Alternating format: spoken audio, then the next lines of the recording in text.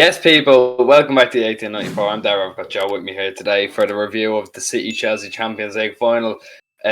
Spineless performance, a bad performance. Let's get into it. Right, so just before we get into our player ratings, myself and Joe agree it was a spineless performance. Pep got it wrong again. It was just poor, and no one looked up for it.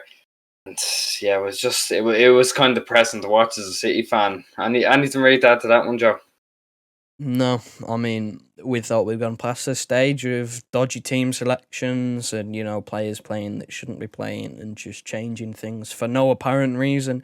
We thought we got past it this season when you see the team that we played against Dortmund and the team we played against PSG. You think, all right, he's learned. But evidently, this is still his Achilles heel. He's outthinking himself. We know he's a very tactically good coach and that he's a very smart coach. But maybe he's too smart for his own good if he keeps on doing things like this.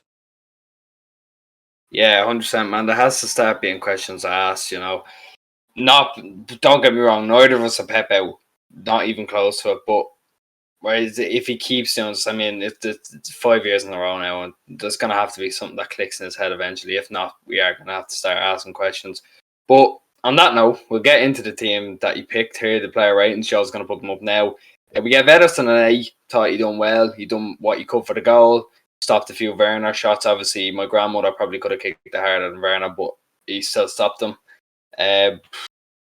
Yeah, so he's man the match by default, really. What do you think?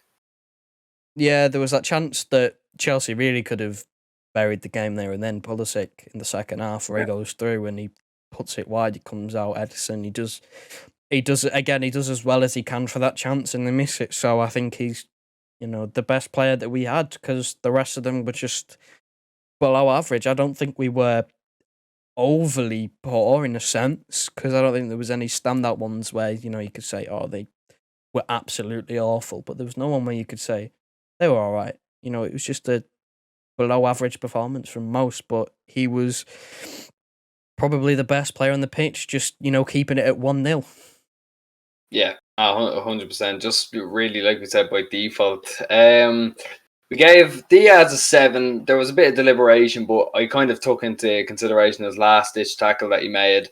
He was like, everyone was at fault for the goal. There's no one you can just pin it on as itself. So we've given him a 7.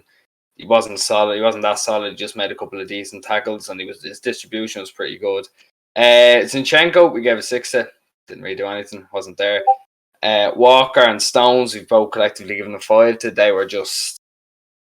I thought Stones was poor. Stones was trying to compensate for a lack of defensive midfield there because obviously we didn't play with a 6, which was so bizarre. It was absolutely shocking. And Walker was just told, I presume he was told to just chase long balls, chase getting behind. He was further forward than Mahrez for a lot of it, and we were made to pay by it. Joe, Ant, you want to add on that? No, I mean, our right-hand side to the defence, you could say, is arguably at fault for the goal because that's where Mount picks it up and that's where he plays it to Havertz, who goes past Ederson and slots it, and ultimately that's why we lost. We lost after the first 15 minutes where Pep didn't change anything.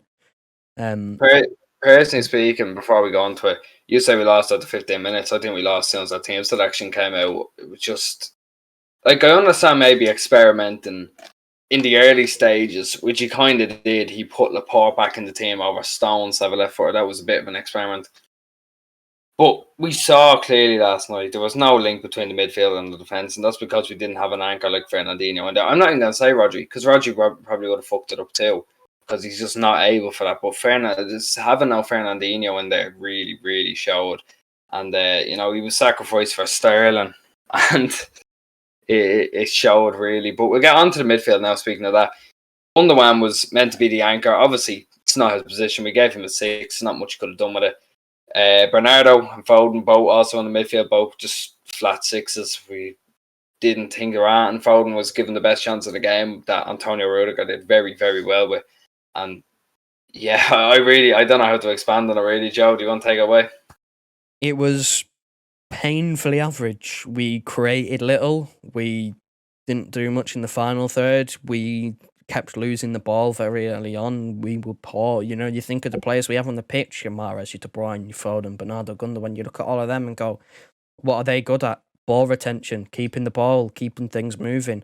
And we just seem to not be able to do that. I don't know whether it was, like you said, the lack of a proper six, not being there, Gundogan being pushed further back. You know, he might be better at keeping hold of the ball than Fernandinho, but Fernandinho's a better link man because he's natural in that position. So there's no creativity, no real, no nothing really. It wasn't poor.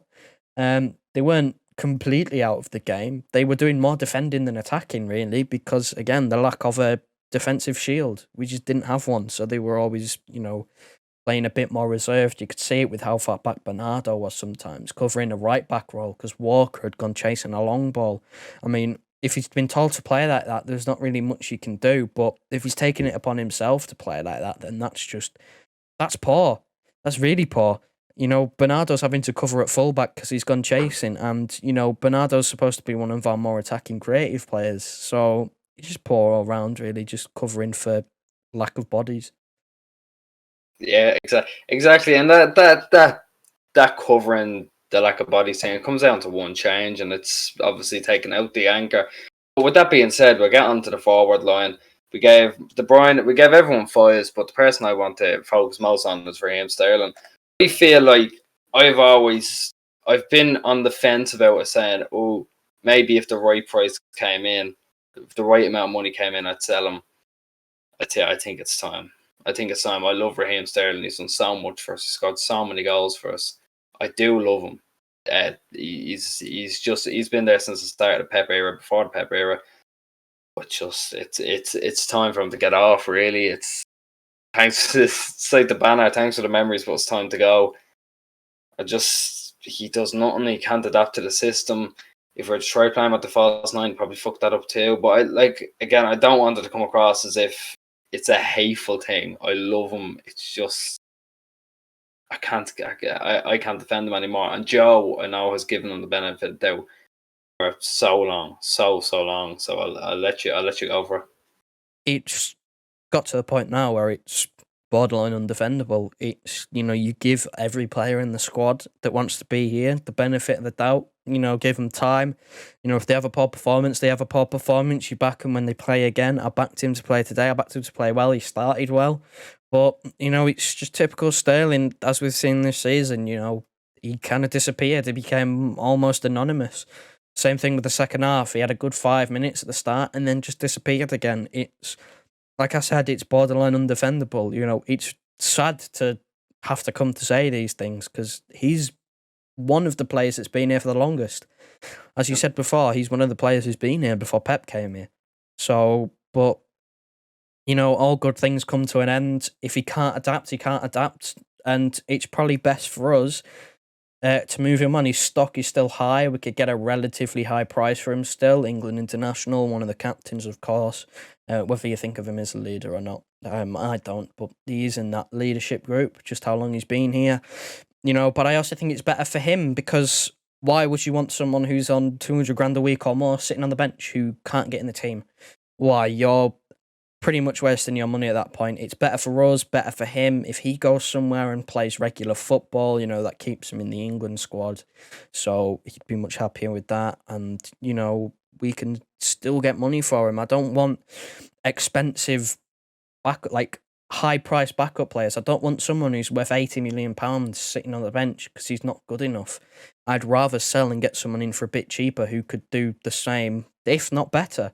Look at Torres. He's coming for 20 million, and I think, he'd do better in this system than Sterling would, and he's shown it when he's played. So for me, it's sad to say, and I didn't want to say it, but I'm struggling to see a way where he stays beyond this season. I think this is the worst season he's had, and I just don't know where he goes from here.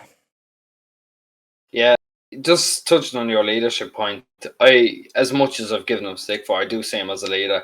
He's done a lot to try and combat the racism that's been coming at every football, the abuse. He's trying to do what he can on that front. So I can see why people see him as a leader. I'd see him as a leader if I were in that dressing room because he's been here for a long time. But it comes down to what we're seeing on the pitch, the production from him. And again, we're both coming from a place of we don't dislike. We don't want to end up disliking him because neither of us do. We both have so much love in our heart for him. I think it's just that time. We gave De Bruyne at 5, had to come off early after he was creamed. Wasn't a red card. It shouldn't have been a red card. It's a bit more than I saw someone on Twitter describe it as an orange card. Completely agree. It's not a red. It's a bit more than a yellow, but it's not really a red. Joe, would you agree with that? Yeah, I mean, the injury is worse than it looked. Obviously, a couple of fractures. But again, you can't give a red for it because it doesn't look that bad on the pitch. But it is definitely a yellow, if not maybe more. Like, you're looking at that and you're going, right, one more foul, you might be like, okay, time to send him off. But he made the right decision. The ref, for as much stick as we've given him and other people have given him, he's not a sending off. But I mean, it's unfortunate, the injury. He didn't want to come off, but he had to. Yeah, just on the ref, seeing a lot of people throwing stick at him. Wasn't bad. Every major decision he got right. Wasn't a penalty. I think everyone can agree, not a penalty. I can't think of that, and he really got wrong. There were a couple of fouls here and there, but I'm not. I wouldn't be shouting at him. I'd more be shouting at the other bald man. We gave Mahrez a 5. He was kind of marked out of the game. He nearly scored at the end. We say nearly scored. It wasn't that close, but even if we got into extra time, we didn't deserve it. We were going to do sub-ratings, but we couldn't really say anything about them to expand the video. So, yeah, that's player ratings. Right, so a disappointing end to what overall was a great season. We still Premier League champions, won the Carabao Cup. We got far enough in both other competitions. So I am overall happy. Give it an 8 or a 9, really. I'm not sure. It's such a bad day to be asking me for that, but it's been a great ride here this season, and I can't wait for next season. Obviously, we have the Euros coming up. We will be doing a few watch-alongs for that. Whether I'll be here and work is one thing, but I'll definitely be in for some. We're looking to get 250 really by the start of the Euros. Now we didn't get it by the end of the season, but by the start of the Euros. So, any transfer updates, any Euros watch-alongs, even probably discussing the Euros, we will be doing videos for that all throughout the summer. Discord link below. You want to come in, talk all things football. There's actually some United fans, some Chelsea fans in there. Just chat shit for a lot of it, really. So thanks very much for watching. Get the word out there. Nice one.